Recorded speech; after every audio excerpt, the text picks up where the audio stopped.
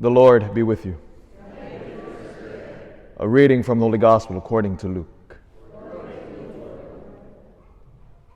While the crowd was pressing in on Jesus and listening to the word of God, he was standing by the lake of Gennesaret. He saw two boats there alongside the lake. The fishermen had disembarked and were washing their nets. Getting into one of the boats, the one belonging to Simon, he asked to put out a short distance from the shore. Then he sat down and taught the crowds from the boat. After he had finished speaking, he said to Simon, "Put out into deep water and lower your nets for a catch."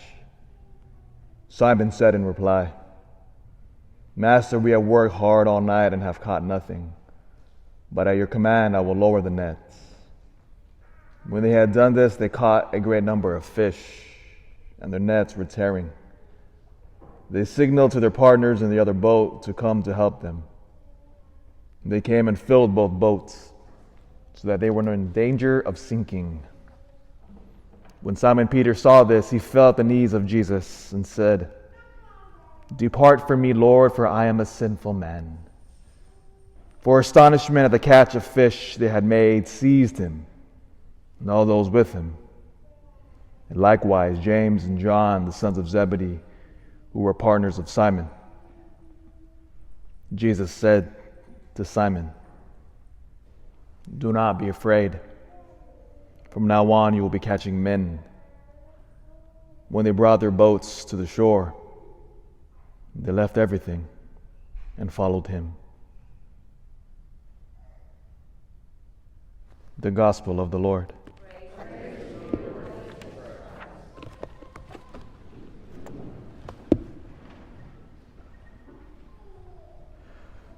Well, first of all, good news today. Today we get to eat meat, if you so wish. Because today is a Friday in Lent, of course, but as we know, we honor St. Patrick. And St. Patrick is the patron of our diocese. So the Bishop of Sacramento, through his authority as the bishop, the head shepherd of our diocese, he granted dispensation to all the Catholic faithful. So today we celebrate, actually. So today should be a joyous occasion. And so, eat meat, rejoice in the Lord. Because again, why is St. Patrick such a big deal for our diocese? Patrick's story reminds us one powerful fact, and we should never forget this. God is our Father. Let that sink in to the core of our hearts. God is our Father. And if indeed God is our Father, whatever happens to us is in accordance with His divine plan somehow. Even the horrible things of our lives. And the reason why I'm so emphatic about this is because we all feel this. Whenever suffering happens in our lives, one of the next questions we ask is say, "God, why have you abandoned me? Where are you?" And it rattles our faith. But the story of Patrick reminds us powerfully that God can take the most horrific events of our lives, our pain, our suffering, our broken lives. He can use it and transform it for His glory. And Patrick is one of the greatest examples we have ever seen of this dynamic. Patrick is born in 386. He's actually not Irish. I'm sure many of you know that. Patrick is not Irish. He was actually English. He was born in a town and lived on the west coast of Great Britain in a town called Banum Trivium, a Roman town. Irish pirates come to the shore of his town, and just like in those days, they raided that little village. They kidnapped 9 men there in that little town. One of the 9 men was a 16-year-old teen named Mylene Succat. That's Patrick's original name. Mylene Succat. These Irish pirates take him to the island of Ireland. Now, in the eyes of the world, this is a horrible fact. You've just been kidnapped.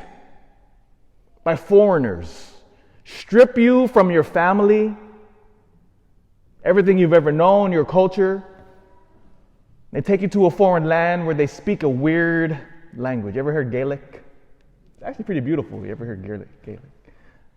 Next time you see Father Vincent O'Reilly, ask him to speak Gaelic. He actually speaks a few words of Gaelic. And for the next 6 years, Mylene Sukkot would live as a slave. As a slave, he would be a shepherd boy. And in the middle of the shepherd, because if you're a shepherd boy, you're pretty bored. Not much to do when you're a shepherd boy. You tend to sheep, and sheep are pretty boring. You hang out with the sheep. But as he's hanging out in the fields of Ireland, he begins to pray. Something is happening within him. Long hours of prayer, silence, solitude, alone with the Lord.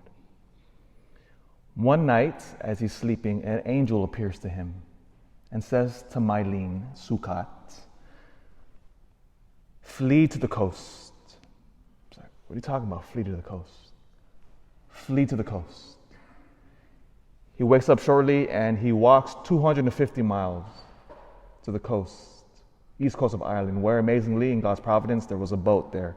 That boat would take Mylene Sukkot, free him, and sail him back to Great Britain, his homeland. Patrick is finally free. Now here is, for 6 years now, Mylene Sukkot is a young man. He's at home, and all of a sudden, another angel appears to him. God is calling you to be a Catholic priest. It's like, oh, okay, sure. So Patrick would go to northern France now. So this is it's kind of key to remember the geography. From Great Britain to Ireland, Ireland back to Great Britain to France, where he would go to seminary and would be ordained a priest there. And then another vision. God now says to him, Patrick, return to Ireland.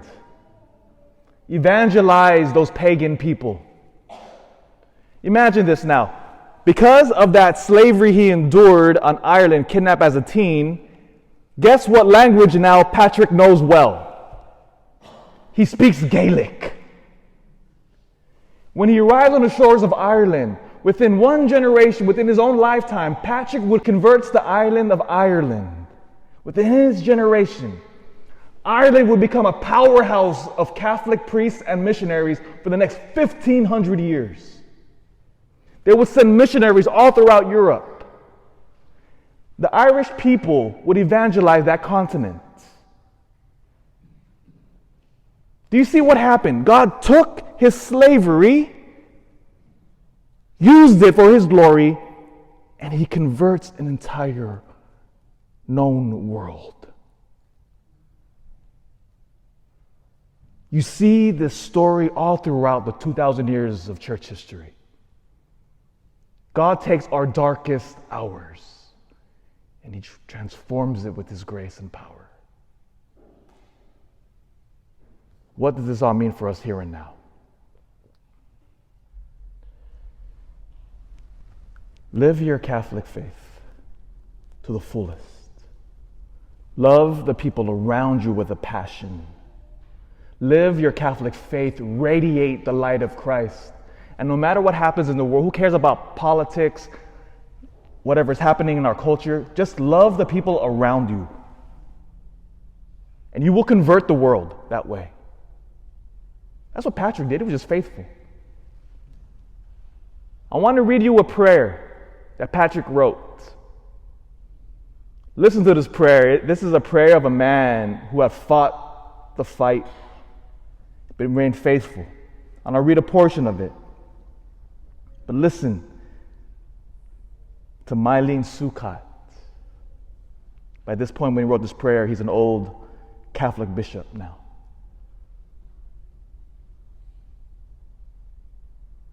I arise today through a mighty strength, the invocation of the Holy Trinity. I arise today through the strength of Christ's birth with his baptism, through the strength of his crucifixion, through his burial. I arise today through the strength of the love of the cherubim in obedience of the angels. I arise today through the strength of heaven, the light of the sun, the radiance of the moon, the splendor of fire, the speed of lightning, the swiftness of wind, the depth of the sea. I rise today through God's strength to pilot me, God's might to uphold me, God's wisdom to guide me, God's ear to hear me, God's hand to guard me, God's shield to protect me. From the snares of devils, from temptations of vices, from everyone who shall wish me ill, afar and near. Christ with me, Christ before me, Christ behind me, Christ in me, Christ beneath me, Christ above me, Christ on my right, Christ on my left, Christ when I lie down, Christ when I sit down, Christ when I arise, Christ in the heart of every man who thinks of me, Christ in the mouth of everyone who speaks of me, Christ in every eye that sees me, Christ in every ear that hears me. That, my friends, is what we're called to now, here.